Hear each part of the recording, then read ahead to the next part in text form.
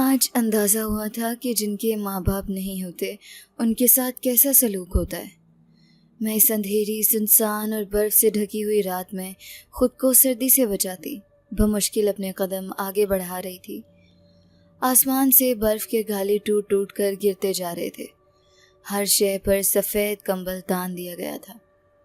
میں نہیں جانتی تھی کہ میری منزل کہاں ہے، کیونکہ ہر طرف گہرے جنگل اور نمایاں خاموشی نظر آ رہی تھی۔ میں اپنے قدموں کو گھسیٹتے ہوئے بنا چاپ کے آگے بڑھتی جا رہی تھی۔ میرا پورا جسم تھکن سے چور تھا۔ میرے جسم پر ایک پتلی سی چادر تھی جو شاید تائی جان کی طرف سے میرے لیے غنیمت تھی۔ میں نہیں جانتی تھی کہ میں کہاں جاؤں گی۔ کاش اپنی ماں کے ساتھ ہی مر جاتی یا پھر پیدا ہی نہ ہوتی۔ یہی سوچتے ہوئے میرا پورا چہرہ آنسوؤں سے تر ہو گیا تھا۔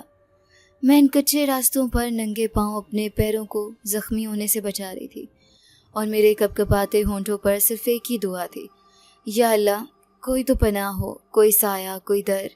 کیا کچھ بھی میرے لیے نہیں ہے؟ مگر یہاں مجھے دور دور تک کوئی انسان یا پھر کوئی آواز، کوئی دروازہ نظر نہیں آ رہا تھا۔ چلتے چلتے تھک چکی تھی۔ آخر کار ایک کونے میں ایک جھونپڑی نما کوئی پرانا لکڑیوں کا ڈھانچہ نظر آیا۔ میں نے کمزور قدموں سے اس طرف بڑھنا چاہا، مگر اب میرے اندر مزید چلنے کی ہمت نہیں رہی تھی۔ میرے سامنے ہر چیز دھندلی ہونے لگی تھی۔ ایسا لگ رہا تھا جیسے سانس لینا کٹھن ہے۔ میری آنکھوں کے سامنے اندھیرا چھانے لگا تھا اور مجھے پتہ ہی نہیں چلا میں گر گئی، لیکن زمین پر گرنے سے پہلے ہی مجھے کسی نے تھام لیا تھا۔ ایک نرم لمس، مگر اتنا گرم جیسے کسی نے مجھے دہکتے انگاروں میں لپیٹ لیا۔ کسی نے نہایت نرمی سے میرے جسم کو باہوں میں سمیٹا اور ایک مدھم سی آواز گونجی جو گویا آسمان سے اترتی ہوئی محسوس ہو رہی ہو۔ تم نے بہت برداشت کر لیا، اب مزید نہیں۔ میں نے آہستہ آہستہ آنکھوں کو کھولنے کی کوشش کی۔ میری آنکھیں مکمل طور پر کھل نہیں رہی تھیں کیونکہ میں نیم بے ہوشی میں تھی، پر اس آواز نے جیسے میرے وجود کو سنبھال لیا۔ میں اپنے ارد گرد گرمی، سکون اور حفاظت محسوس کر رہی تھی۔ میں ایسی بے بس لڑکی تھی جس کا کوئی ٹھکانہ نہیں تھا۔ ابھی پیدا نہیں ہوئی تھی کہ میرا باپ میری ماں کو چھوڑ کر دوسرے ملک چلا گیا، وہاں جا کر کسی گھوڑی سے شادی کر لی اور میری ماں کی طرف پلٹ کر نہیں دیکھا۔ میرا باپ تو شاید یہ بھی نہیں جانتا تھا کہ اس کی کوئی اولاد، اس کی بیٹی بھی ہے۔ انہوں نے کبھی پاکستان دوبارہ آ کر نہیں دیکھا تھا۔ میں ابھی 6 سال کی تھی جب میری ماں اس دنیا سے رخصت ہو گئی۔ میں اپنی تائی کے رحم و کرم پر آ گئی۔ میری تائی جو میری ماں کے ہوتے میری ماں پر ظلم و ستم کے پہاڑ توڑتی تھیں، گھر کے سارے کام میری ماں سے کرواتی اور مجھے کھانا دینے کے لیے بھی 100 باتیں سناتی تھی۔ تایا جان کماتے تھے، اس کے تانے بھی تائی جان مجھے میری ماں کو دیتی۔ ماں تو ان دکھوں کو اپنے اندر لے کر اس دنیا سے رخصت ہو گئی، لیکن میں ہمیشہ کے لیے تائی جان کے تانوں اور اذیتوں کا نشانہ بنی۔ تائی جان کے اپنے بھی 2 بچے تھے، ایک بیٹا اور بیٹی۔ تائی جان اپنے بچوں سے بہت پیار کرتی تھی اور تایا جان کے دل میں بھی میرے لیے نفرت پیدا کرتی۔ پہلے جو تایا جان مجھ سے تھوڑی بہت محبت کرتے تھے، اب ان کی محبت بھی نفرت میں بدل گئی تھی۔ میں پل پل مرنے کی دعا کرتی تھی، لیکن یہ بات جانتی تھی کہ خودکشی حرام ہے، اسی لیے خود کو اللہ کے بھروسے چھوڑ دیا۔ اب جان لیا تھا کہ اگر اللہ نے میرے نصیب میں دکھ لکھے ہیں تو وہ میں نے ہر حال میں برداشت کرنے ہیں۔ یہ سوچتے ہوئے میں تائی جان کا ہر ظلم خاموشی سے برداشت کر رہی تھی، لیکن تائی جان کی بیٹی کو نہ جانے مجھ سے کون سا بیر تھا۔ وہ ذرا ذرا سی بات پر میری شکایت تائی جان سے کرتی اور پھر میری شامت آ جاتی۔ تائی جان نہ آؤ دیکھتی نہ تاؤ، بس مجھے پیٹنا شروع کر دیتی تھی۔ میرے جسم پر جگہ جگہ تائی کے دیے ہوئے زخموں کے نشان تھے۔ تایا جان آرمی میں تھے، ان کا ٹرانسفر کبھی کسی شہر اور کبھی کسی شہر ہو جاتا۔ جب میری ماں فوت ہوئی، تائی جان نے تایا جان سے صاف کہہ دیا تھا، اتنے سالوں سے اس کی ماں کو برداشت کر رہی تھی، بس اب اور نہیں، اسے کسی یتیم خانے میں دے دو۔ لیکن پھر نہ جانے کون سی بات نے تایا جان کو مجھے یتیم خانے بھیجنے سے منع کر دیا۔ میں یہی سوچتی تھی کہ اس سے اچھا تو یتیم خانہ تھا، کم از کم یہ تو دیکھتی کہ وہاں میرے جیسے اور بہت سے بچے ہوتے، ان کے ساتھ بیٹھ کے کھاتی تو مجھے ایسا محسوس ہوتا کہ اس دنیا میں اکیلی نہیں ہوں جو یتیم ہے، اور میں تو اپنے باپ کے زندہ ہونے پر بھی یتیم تھی۔ لیکن یہاں تائی جان کے گھر میں رہ کر میں مسلسل احساس کمتری کا شکار ہو رہی تھی۔ تایا جان کا ٹرانسفر پہاڑی علاقے میں تھا جہاں تقریباً سال کے آدھا حصے سے بھی زیادہ برف باری ہوتی تھی۔ یہ جنوری کی سرد رات تھی، برف باری اپنے عروج پر تھی، پہاڑوں کو برف نے مکمل طور پر ڈھانپ دیا تھا۔ انہی دنوں میں یہاں پر اکثر راستے بھی بلاک ہو جاتے تھے، جب ایک دن تائی جان کی بیٹی کے فون پر کسی لڑکے کی کال آئی جس نے تائی جان کی آواز سن کے فون کاٹ دیا۔ تائی جان نے مجھے اور اپنی بیٹی دونوں کو بلایا کہ کون ان کے فون سے چھپ کر بات کرتی ہے۔ تائی جان کی بیٹی نے سارا الزام میرے سر ڈال دیا۔ اس کا کہنا تھا کہ میرا کئی لڑکوں کے ساتھ چکر ہے اور میں چھپ چھپ کر تائی جان کے موبائل سے انہیں کال کرتی ہوں، حالانکہ میں تو سارا دن گھر رہتی تھی۔ میٹرک کے بعد تائی جان نے مجھے کالج نہیں جانے دیا تھا، جبکہ ان کی بیٹی کالج جاتی اور میں جانتی تھی کہ اس کی کئی لڑکوں کے ساتھ دوستی ہے، لیکن میں نے کبھی یہ بات تائی جان کو نہ بتائی، کیونکہ میں جانتی تھی اگر میرے منہ سے تائی جان کو یہ بات معلوم ہوئی تو میری کزن فریحہ مجھے کبھی بھی اس گھر میں نہیں رہنے دے گی۔ لیکن اس کے باوجود بھی آج اس نے پکڑے جانے پر سارا الزام میرے سر ڈال دیا۔ تائی جان کو بہت غصہ آیا۔ انہوں نے مجھے بالوں سے پکڑ کر ایک زوردار تھپڑ میرے منہ پر رسید کیا اور بولی، کمبخت منحوس ماری، ماں مر گئی تجھے میرے پلے ڈال گئی، چلی ہے میرا منہ کالا کروانے۔ کیا کمی رہ گئی تھی میری پرورش میں جو تو یوں دوسرے لڑکوں کے ساتھ چکر چلاتی پھر رہی ہے؟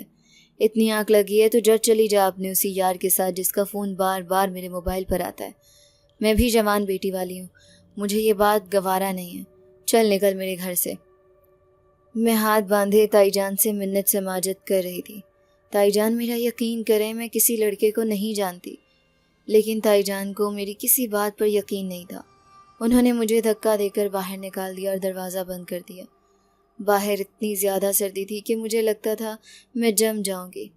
بہت منت سماجت کے واسطے دیے، لیکن تائی جان کو مجھ پر رحم نہ آیا۔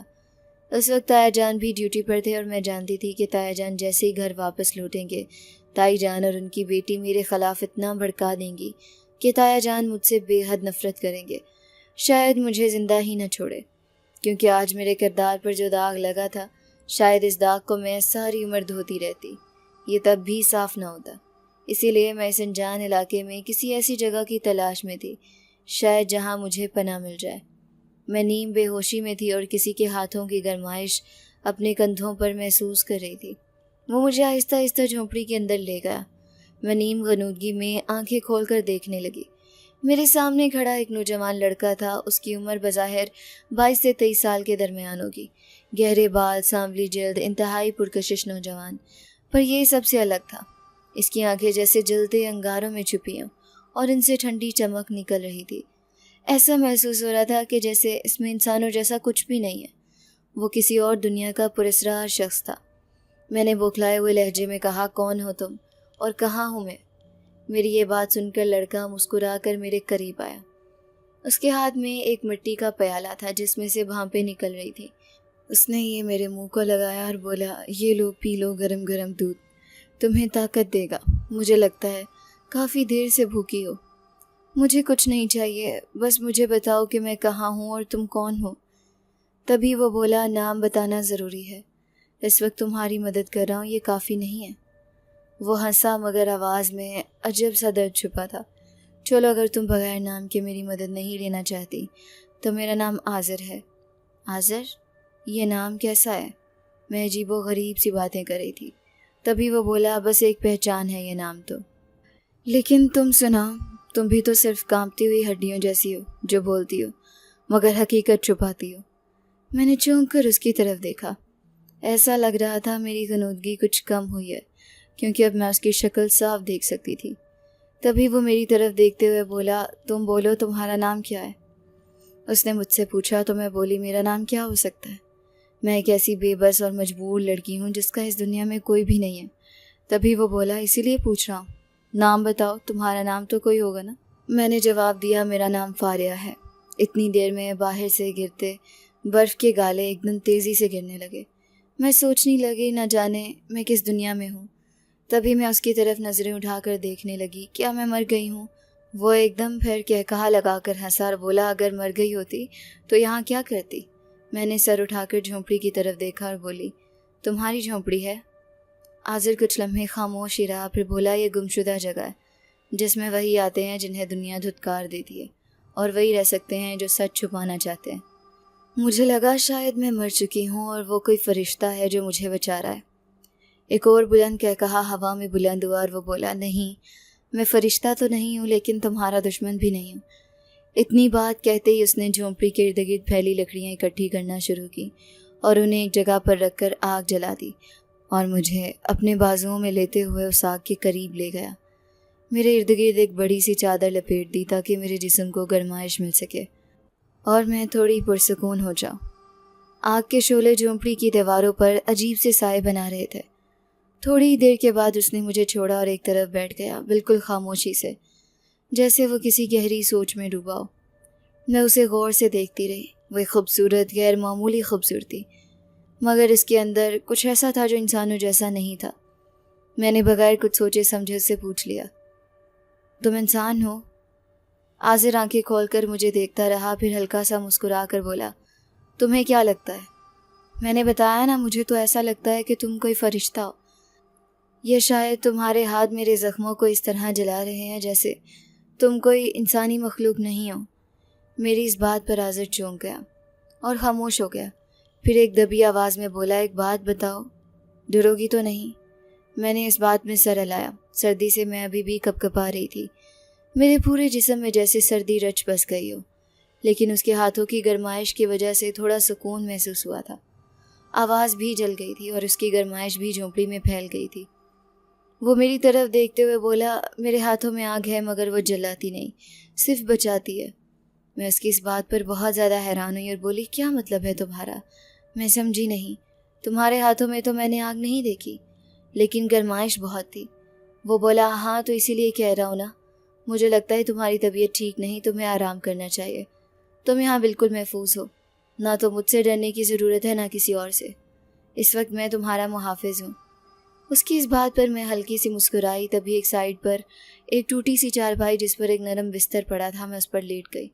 شاید یہ اسی کا بستر تھا۔ بستر پر لیٹتے ہی میں سوچنے لگی کہ میں یہاں لیٹی ہوں تو یہ کہاں لیٹے گا؟ مجھے یہ کسی اچھے خاندان کا محسوس ہو رہا تھا۔ ابھی تک میں نہیں جانتی تھی یہ انسان ہے یا کچھ اور، لیکن میں اتنا جانتی تھی کہ اس کی تربیت بہت اچھی ہوئی ہے، نہیں تو ہماری دنیا کے انسان تو کسی بے بس اور لاچار لڑکی کو دیکھ کر وحشی درندوں کی طرح اس پر ٹوٹ پڑتے ہیں۔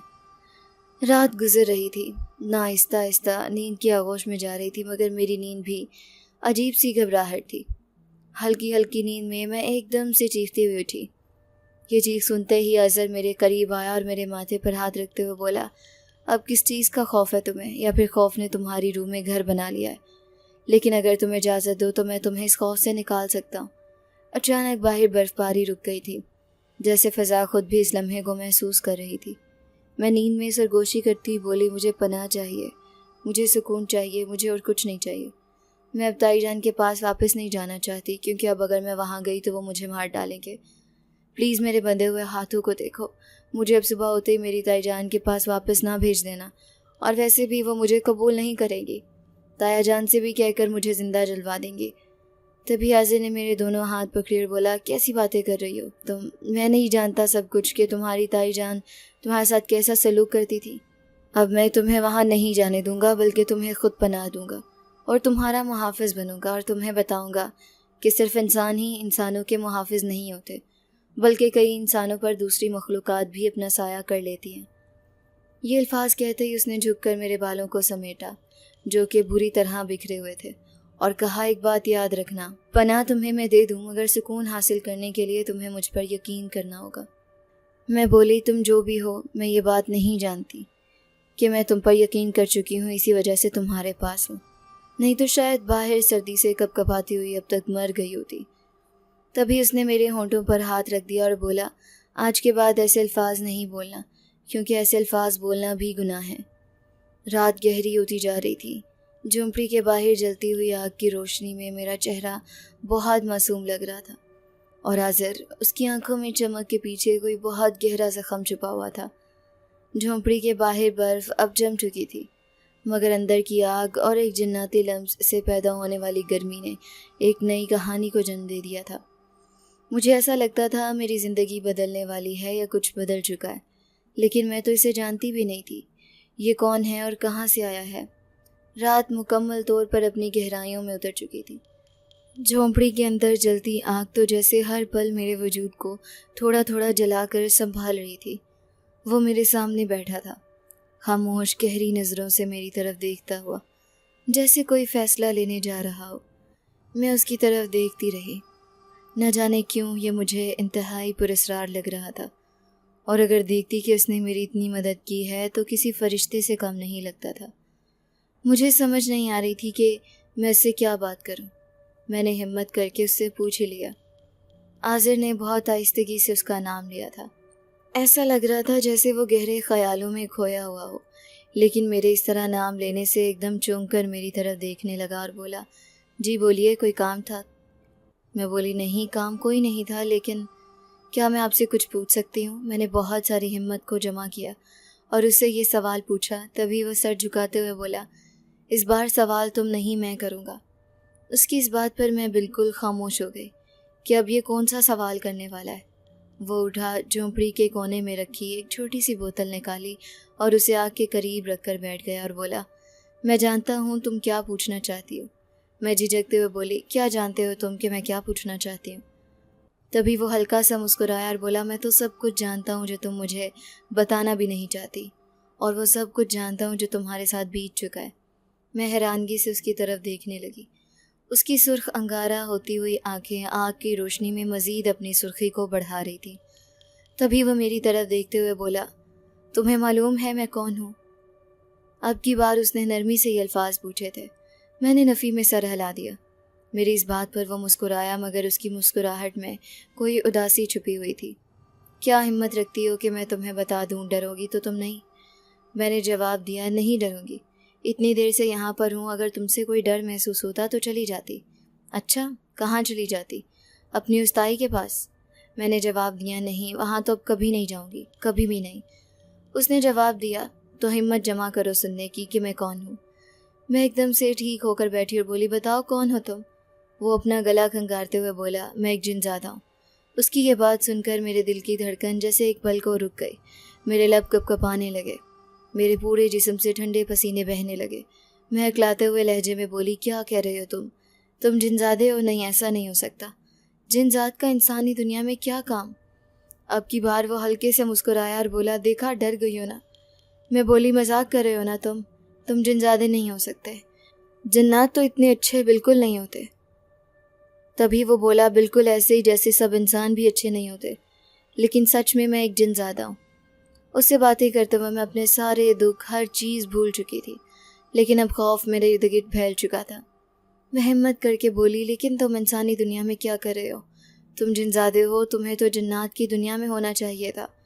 یہاں پر اگر کسی انسان کو پتہ چل گیا کہ تم جن زادے ہو تو بہت سے عاملوں کو لے آئیں گے اور تمہیں یہاں سے بھگا دیں گے۔ تبھی وہ بولا، یہاں کوئی نہیں آتا، اسی لیے اس ویران جگہ میں آ کر اپنا ٹھکانہ بنایا ہے، اور میں ایسا جن زادہ نہیں ہوں جو لوگوں کو نقصان دوں۔ میں تو خود دکھوں کا مارا ہوا ہوں، بہت سے دکھ دیکھے ہیں میں نے اپنی زندگی میں، اور اس کی آنکھوں سے ہی یہ محسوس ہو رہا تھا کہ سچ میں یہ بہت دکھی ہے۔ تبھی میں بولی، میں تو سمجھی تھی شاید بچپن سے لے کر آج تک دکھ صرف میرے نصیب میں لکھے گئے ہیں، لیکن انسانوں کے ساتھ ساتھ کیا جنات بھی دکھی ہوتے ہیں؟ تبھی وہ بولا، تو کیا ہم لوگوں کے جذبات نہیں ہوتے، یا پھر ہمارے احساسات نہیں ہوتے؟ ہر چیز ہمارے اندر ہوتی ہے، صرف ایک یہ کہ انسان اشرف المخلوقات ہیں، تو جنات بھی اللہ تعالیٰ کی ہی مخلوق ہیں، اللہ تعالیٰ کے پیدا کیے ہوئے ہیں، تو ظاہر ہے جو جذبات اور احساسات انسان رکھتے ہیں وہ جنات بھی رکھتے ہیں۔ اس کی اس بات نے مجھے لاجواب کر دیا تھا، تو میں بولی، میں نے اپنے سارے دکھ تم سے شیئر کر دیے۔ وہ مسکرایا اور بولا، تم نے شیئر نہیں کیا، میں نے خود جان لیا ہے، لیکن ایک بات کہوں، تم بہت اچھی ہو۔ اس کی اس بات پر میں مسکرائی اور بولی، یہ صرف تمہیں محسوس ہو رہا ہے کہ میں اچھی ہوں، نہیں تو لوگوں نے تو مجھ پر وہ الزام لگائے ہیں جن کی میں حقدار نہیں تھی۔ وہ بولا، ابھی تک یہی بات سوچ رہی ہو؟ میں نے تمہیں کہہ دیا نا، ان باتوں کو بھول جاؤ۔ جو کچھ تمہارے ساتھ ہوا یہ سمجھو کبھی تمہارے ساتھ زندگی میں ہوا ہی نہیں تھا۔ تبھی میں بولی، تم چھوڑو، میرے بارے میں اپنے بارے میں بتاؤ، تم انسانی دنیا میں کیوں رہتے ہو؟ کیوں نہیں جاتے اپنی دنیا میں؟ تمہارے گھر والے کہاں ہیں؟ تبھی وہ بولا، میرے گھر والوں میں سے کوئی ہے ہی نہیں، تو کیا بتاؤں؟ میرے والد جنوں کے بادشاہ تھے، لیکن شاید ان کی اس بادشاہت میں بھی میرے لیے کوئی جگہ نہیں تھی۔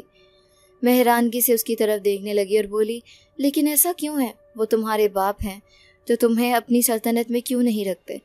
تو اس نے جواب دیا، میری ماں ایک انسان تھی، میرا باپ انسانی دنیا میں آیا تو میری ماں پر عاشق ہو گیا۔ میری ماں میرے باپ سے انتہا کی محبت کرنے لگی تھی۔ جب شادی ہوئی تو دنیا کے انسانوں نے میری ماں کا اس دنیا میں رہنا مشکل کر دیا۔ مختلف قسم کے عاملوں کو بلا کر میری ماں کو تکلیف دی جاتی۔ میرا باپ جو جن زیادہ تھا کوکاف میں رہتا تھا، کبھی کبھار ماں کے پاس آتا اور میرے باپ سے منت سماجت کرنے لگے کہ انہیں اپنے ساتھ اپنی دنیا میں لے جائیں، لیکن میرا باپ ڈرتا تھا کہ جیسے ہی وہ میری ماں کو انسانی دنیا میں لے کر جائے گا، وہاں کے جنات کو حرام مچا دیں گے، اور یہاں پر انسان میری ماں کو رہنے نہیں دیتے تھے۔ لوگ میری ماں پر طرح طرح کی باتیں کرتے، کوئی میری ماں کو منحوس کہتا، کوئی کہتا کہ اس پہ جنات کا سایہ ہے، یہ لڑکی بالکل بھی ٹھیک نہیں، اس کو آگ میں جلا دیا جائے۔ جس رات میں میری ماں کے لیے فیصلہ ہوا تھا، اس دن میری ماں نے میرے باپ کو اپنی محبت کا واسطہ دیا تھا کہ اگر اپنی اولاد کو زندہ دیکھنا چاہتا ہے تو آ کر اسے یہاں سے لے جائے۔ میرے باپ کو جب یہ معلوم ہوا کہ میری ماں امید سے ہے، میرے باپ سے رہا نہیں گیا اور میری ماں کو لے کر کوکاف چلا گیا۔ لیکن وہاں پر بھی میری ماں پر ظلم و ستم کی انتہا کر دی گئی۔ جنات نے میرے باپ سے سلطنت چھین لی اور میری ماں کو پہاڑوں کے بیچ قید کر دیا۔ میرا باپ میری ماں کو آزاد کروانا چاہتا تھا، لیکن میرے باپ کو کوکاف کے تہہ خانے میں ڈال دیا گیا، جہاں سے جنات کا نکلنا مشکل ہی نہیں ناممکن ہے۔ اس وقت میں پیدا ہوا تھا۔ میرے باپ نے میری زندگی بچائی اور مجھے انسانی دنیا میں بھیج دیا، کیونکہ کوکاف میں میری زندگی بھی خطرے میں تھی۔ میں بہت چھوٹا تھا جب میں انسانی دنیا میں آیا، بھوکا پیاسا اسی جگہ پر تڑپتا رہا۔ میرا باپ بھی قید تھا اور ماں بھی قید میں، دونوں اپنی زندگی کی مشکلات کو برداشت کر رہے تھے۔ ماں کو جہاں پر قید کیا گیا تھا وہاں پر کوئی بھی انسان رہتا تو وہ دم گھٹ کر مر جاتا۔ ایسا ہی میری ماں کے ساتھ ہوا۔ میری ماں وہاں کچھ مہینے ہی زندہ رہ پائی اور پھر مر گئی۔ میری ماں کو مردہ حالت میں انہی دو پہاڑوں کے درمیان دفنا دیا گیا۔ میرے باپ کو میری ماں کا آخری دیدار بھی نہیں کروایا گیا تھا۔ میرا باپ اس قید میں ہے جہاں پر ان جنات کو رکھا جاتا ہے جو انتہائی سفاک ظالم ہیں اور جنات کے خطرے کا باعث ہوتے ہیں، جبکہ میرے باپ نے کبھی بھی نہ ہی جنات پر کوئی ظلم کیا اور نہ ہی ان کے ساتھ برا سلوک کیا۔ لیکن نہ جانے کیوں میرے باپ کو محبت کی اتنی بڑی سزا ملی، اور سب سے بڑی سزا تو میں نے کاٹی ہے۔ جب یہاں تھا، انسانی دنیا میں میرا کوئی وسیلہ نہیں تھا، جانتا بھی نہیں تھا کہ یہاں کے انسان کیسے ہوں گے، لیکن خدا کی قدرت ایسی تھی کہ میرے اندر دونوں صفات پائی جاتی تھیں، جناتی بھی اور انسانی بھی، کیونکہ میں جنات اور انسان کے ملاپ سے پیدا ہوا بچہ تھا۔ اسی لیے میں نے اس دنیا میں بھی ایڈجسٹ کر لیا۔ وہ تو میرے ابا کے ایک دور کے چچا زاد تھے جو وقتاً فوقتاً میرے تک چوری چھپ کے کوئی نہ کوئی کھانے پینے کا انتظام کرتے۔ میرے اندر پھر جناتی طاقتیں بھی تھیں۔ جیسے جیسے میں بڑا ہوتا رہا خود کو سنبھال لیا، پھر بس یہ چھوٹی سی جھونپڑی بنائی جہاں ہمیشہ کے لیے رہنے لگا تھا، اور میں نے طے کر لیا تھا کہ میں ایک دن جنات سے اپنے باپ کا بدلہ ضرور لوں گا اور اپنے باپ کو قید سے رہائی دلواؤں گا، اپنی ماں کے مشکل سانسوں کی رکاوٹوں کو ایک ایک پل کا بدلہ لوں گا۔ لیکن ابھی تک نہیں لیا، ابھی تک خاموش ہوں۔ لیکن جس دن میں کوکاف گیا اس دن کہرام مچے گا، میری تمام تر طاقتیں بیدار ہو جائیں گی، پھر چاہے میری جان بھی چلی جائے مجھے اس کی پرواہ نہیں۔ میری آنکھوں سے آنسو آ گئے۔ میں جو خود کو اتنا دکھی سمجھتی تھی، آج احساس ہوا کہ میرے ساتھ تو ظلم و ستم ہوئے ہی نہیں، ظلم و ستم برداشت تو عاذر نے کیا ہے۔ میں چارپائی سے اٹھی اور اس کے قریب جا کر اس کا کندھا پکڑ کر بیٹھ گئی اور بولی، مجھے معاف کر دینا عاذر، میری وجہ سے تمہارے زخم تازہ ہو گئے۔ تبھی اس نے جواب دیا، نہیں ایسا کچھ نہیں ہے، یہ زخم تو کبھی آج تک بھرے ہی نہیں ہیں، تو تازہ کیا ہوتے؟ میں بول رہی ہوں، فکر نہیں کرو، میں تمہارے ساتھ ہوں، تم بہت اچھے ہو، بہت اچھے، اتنے اچھے کہ میں اپنے الفاظ میں بیان نہیں کر سکتی۔ تبھی اس نے اپنے آنسو صاف کیے جو نیچے گرتے ہی آگ کے شعلوں کی مانند لگ رہے تھے، اور بولا، جس کے ساتھ اتنا اچھا ساتھی ہو اسے فکر کرنے کی ضرورت بھی کیا ہے؟ نہ جانے کیوں تم مجھے بالکل اپنی ماں جیسی لگتی ہو۔ ایسا لگ رہا ہے جیسے برسوں بعد کسی اپنے سے ملا ہوں جس کو میرا احساس ہے، جو میرے جذبات کو سمجھتا ہے۔ آج تک انسان اور جنوں سے دور رہا، لیکن آج تمہیں مل کر ایسا لگتا ہے کہ سب انسان ایک جیسے نہیں ہوتے۔ جیسا کہ میری ماں ظالم نہیں تھی، صرف ایک محبت کا گناہ کیا تھا جس کی اتنی بڑی سزا ملی، لیکن میرا وعدہ ہے اپنی ماں سے کہ جب تک اس کا بدلہ نہیں لوں گا سکون سے نہیں بیٹھوں گا۔ میں اس کے قریب ہوئی اور اس کی آنکھوں میں ایک ایسا دکھ دیکھا جیسے برسوں سے اس کے دکھ ہوں، میں کوئی شریک نہیں ہوا۔ اس کے الفاظ ایسے ہیں بیان نہیں کر سکتی، ایسا دکھ جو نسلوں کا بوجھ لے کر چل رہا ہو۔ میں نے پہلی بار اس کا ہاتھ تھام لیا اور ہاتھ تھوڑے سے گرم تھے۔ مگر جن کی کپکپاہٹ میں برسوں کی محرومی چھپی ہوئی تھی۔ وہ جلتے انگارے کی طرح تھے، لیکن اس وقت حاضر کو میری ضرورت تھی۔ وہ جنزادہ جس نے میری اتنی مدد کی، مجھے اس طرح اپنی پناہ میں لے لیا، جس سے میرا اس قدر گہرا رشتہ، اور شاید رشتہ ہم دونوں کے بیچ بن چکا تھا، اور وہ رشتہ تھا محبت کا۔ مجھے سمجھ نہیں آ رہی تھی کہ مجھے حاضر سے محبت ہو گئی ہے۔ آج تک کبھی کسی انسان کو بھی محبت کی نظر سے نہیں دیکھا تھا، نہ ہی کبھی کسی آدم ذات سے محبت کا سوچا تھا۔ ہمیشہ یہی سوچتی رہی جس سے محبت کروں گی وہ میرا ہونے والا شوہر ہوگا، لیکن آج میں نے طے کر لیا تھا کہ میرا سب کچھ حاضر ہے۔ میں اس کے دکھوں میں اس کا ساتھ دوں گی اور اس کا سہارا بنوں گی۔ یہی سوچتے ہوئے میں بولی، حاضر تم اکیلے نہیں ہو، میں تمہارے ساتھ ہوں۔ میں نے دھیرے سے الفاظ کہے، تبھی وہ میری طرف دیکھ کر ہلکا سا مسکرایا، لیکن جہاں وہ مسکرا رہا تھا وہیں ہلکی سی اداسی مسکراہٹ میں جمع ہو کر ایک رات سی لگ رہی تھی۔ تبھی وہ بولا، اکیلا ہی تو، بہت اکیلا، تم سوچ بھی نہیں سکتی، اس لیے تو تم سے دل کی بات کہہ دی، ورنہ جن زیادہ راز چھپا کر رکھتے ہیں، دکھ چھپا کر جیتے ہیں، وہ انسانوں کے آگے اپنا دکھ نہیں کھول دیتے۔ بہت ٹوٹ چکا ہوں میں، اتنا ٹوٹ چکا ہوں کہ شاید مجھے جڑنے میں اب صدیاں بیت جائیں۔ میں نے اس کے ہاتھوں کو زور سے دبایا اور بولی، دوستی کر لو مجھ سے، کیونکہ دوستی کا رشتہ بہت نزدیک ہوتا ہے، جہاں ایک دوسرے کے دکھ سکھ اپنے لگتے ہیں۔ وہ میری طرف دیکھ کر بولا، دوستی کی تو کر لی، تم سے اسی وجہ سے تو اپنا دل کھول کر تمہارے سامنے رکھ دیا، اور کیا چاہتی ہو؟ میں مسکرائی اور بولی، لیکن دوستی کے ساتھ محبت بھی چاہتی ہوں۔ اس بات پر وہ میرے سارے دکھوں کو بھلا کر مسکرایا اور بولا، جانتی ہو محبت کا مطلب کیا ہے؟ انجام وہ بھی ہو سکتا ہے جو میری ماں کا ہوا۔ کیا خود کو اس انجام کے لیے تیار کر لو گی؟ تبھی میں نے اسے جواب دیا، وہ کہتے ہیں نا، پیار کیا تو ڈرنا کیا، اسی لیے میں ڈروں گی نہیں، چاہے موت ہی میرے سامنے کیوں نہ ہو۔ ہر قدم ہر پل تمہارا ساتھ دوں گی، بالکل ایسی جیسے تمہاری ماں نے تمہارے باپ کا دیا۔ پیچھے نہیں ہٹوں گی، یہ وعدہ کرتی ہوں تم سے۔ میرے ہاتھوں پہ اس نے اپنا دوسرا ہاتھ رکھ دیا اور بولا، یقین کرتا ہوں میں تم پہ، بالکل ایسے ہی جیسے میرے باپ نے میری ماں پر کیا تھا۔ شاید میرا باپ میری ماں کو بچانا چاہتا تھا، اسی وجہ سے انہیں کوکاف نہیں لے جا رہا تھا، لیکن شاید ان دونوں کی قسمت میں یہی لکھا تھا۔ تبھی میں بولی، تو پھر ٹھیک ہے، آج کے بعد ہم دونوں اپنے زخموں کا مرہم بنیں گے، تم میرے سہارے جیو گے اور میں تمہارے سہارے۔ ایک لمحے کو وہ خاموش رہا جیسے وقت تھم گیا ہو، پھر اس نے نظریں جھکائیں اور پہلی بار اس کی آنکھوں میں ایک آنسو خاموشی سے نیچے گرا، وہ آنسو جو شاید برسوں سے قید تھا۔ پہلے بہت آنسو گرے، لیکن اب کی بار جو آنسو تھا وہ دوسرے آنسوؤں سے مختلف تھا۔ کچھ دیر خاموش رہنے کے بعد حاضر نے اپنی خاموشی توڑی اور بولا، لیکن فاریہ، میں نہیں چاہتا کہ تم میری دنیا کا حصہ بنو۔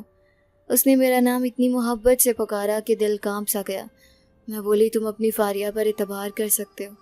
اس نے جواب دیا، فاریہ پہ اعتبار کرتا ہوں، لیکن اپنے قبیلے پہ اعتبار نہیں کر سکتا، اور جن ذات محبت نہیں کرتے، کیونکہ جب وہ کرتے ہیں تو دنیا دونوں کی دشمن بن جاتی ہے۔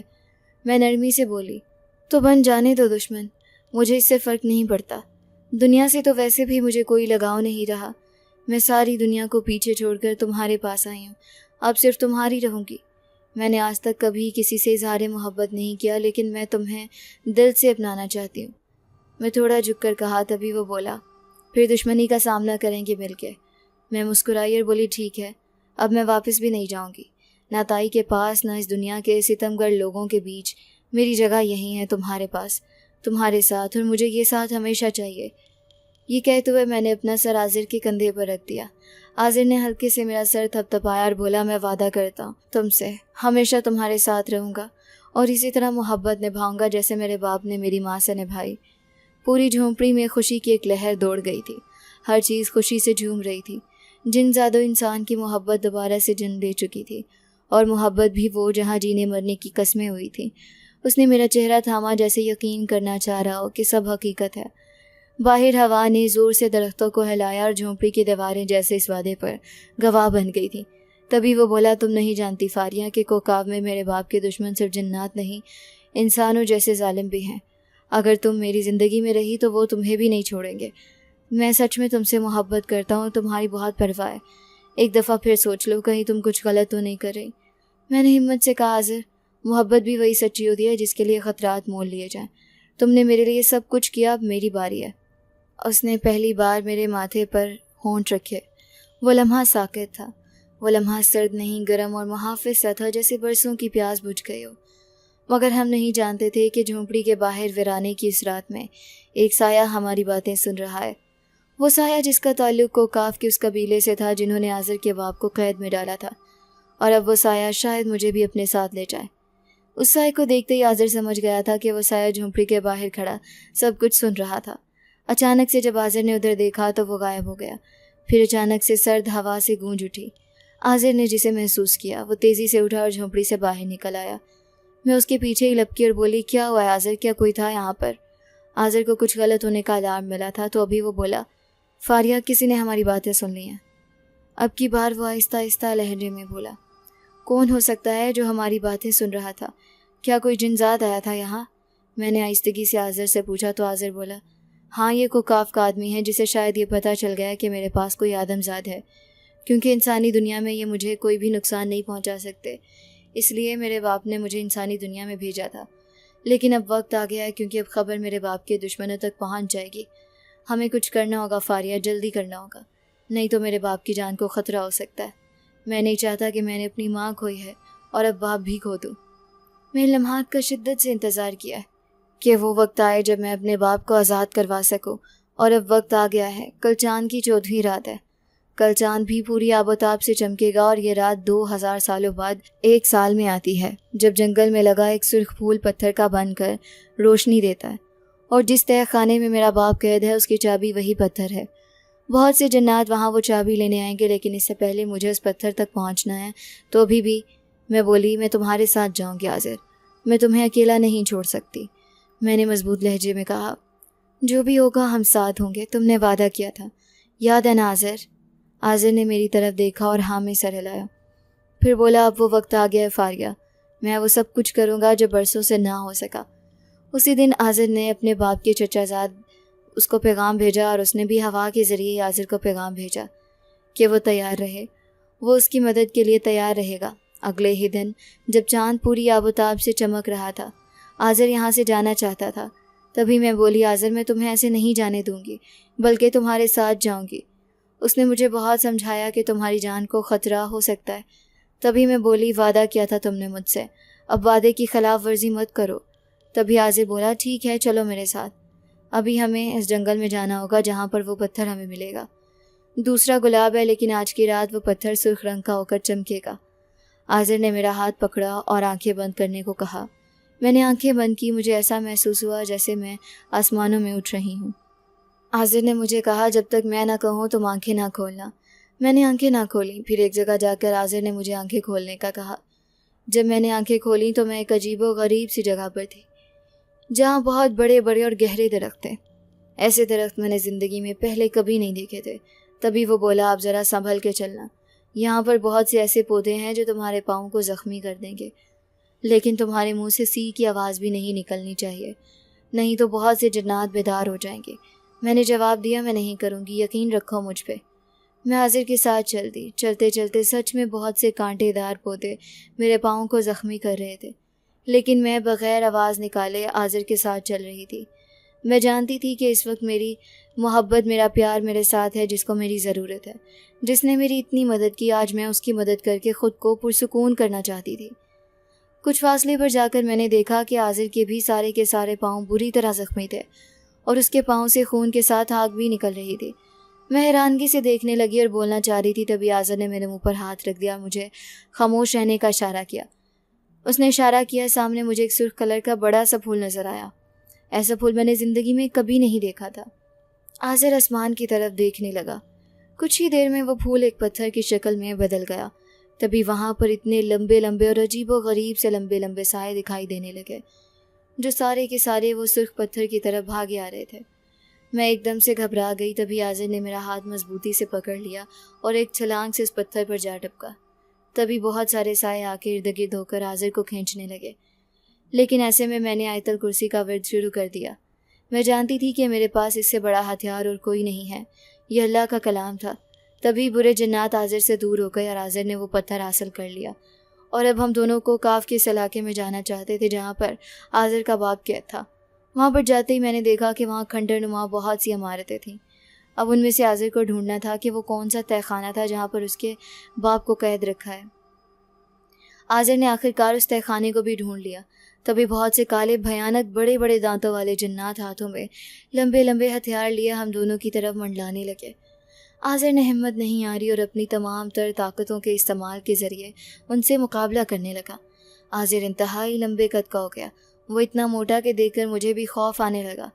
وہ تمام جنات سے بڑا لگ رہا تھا۔ ایسے میں جنات بھی سمجھ چکے تھے کہ آذر کی تمام تر طاقتیں آج جا گئی ہیں۔ آذر ان تمام جناتوں کا ہمت سے مقابلہ کرنے لگا اور سب کو مار گرایا۔ اس نے تہہ خانے کی دیوار پر اس پتھر کو رگڑا تو وہاں سے ایک دروازہ نکل آیا۔ اس دروازے میں سے گزرتے ہوئے آذر نے میرا ہاتھ پکڑا اور آگے چل دیا۔ وہاں سامنے بہت سے جنات بھیانک شکل میں تھے، لیکن ایک جن زیادہ گھٹنوں میں سر لیے بیٹھا تھا۔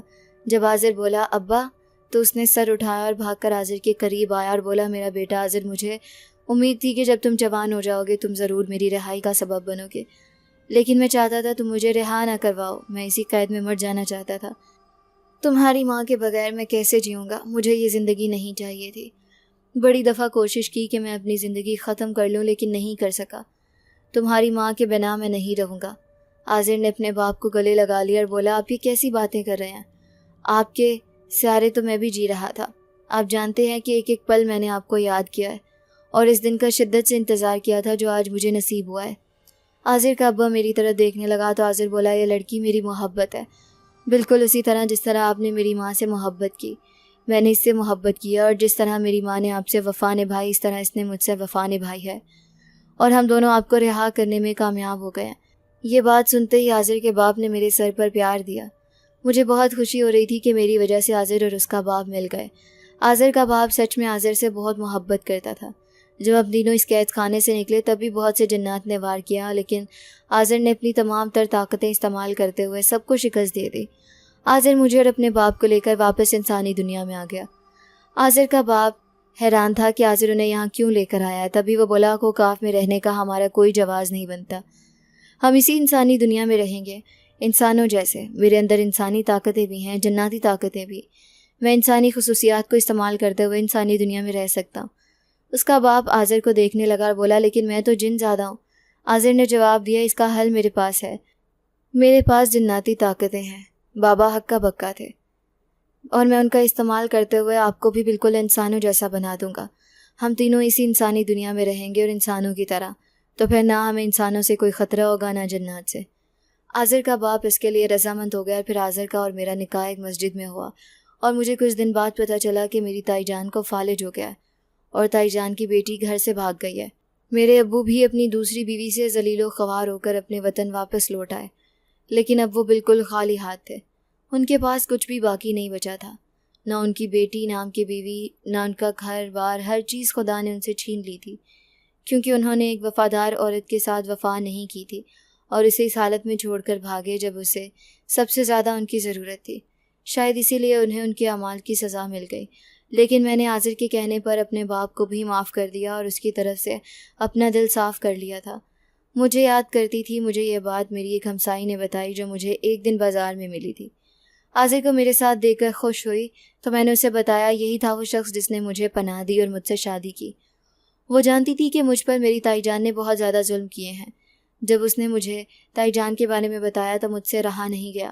میں آذر کو لے کر تائی جان کے پاس گئی۔ تائی جان شرمندہ تھی اور مجھ سے معافی مانگ رہی تھی۔ میں نے تائی جان کو معاف کر دیا۔ اب میں آذر کے بابا اور آذر ہم تینوں اس انسانی دنیا میں رہتے تھے۔ ہمارا چھوٹا سا گھر ہے جس میں حلال کی روزی کماتے ہیں اور بالکل انسانوں کی طرح رہتے ہیں۔ اب نہ تو ہمیں انسانوں سے کوئی خطرہ ہے اور نہ ہی جنات سے۔ ہم آزادی کے ساتھ اپنی زندگی گزار رہے ہیں، لیکن میں نے یہ بات جان لی ہے کہ جب محبت سچی ہو تو سب کچھ ٹھیک ہو جاتا ہے۔ ساری رکاوٹیں، سارے خطرے، ہر چیز سے انسان لڑ لیتا ہے اور ایک دن سکون سے زندگی گزارتا ہے۔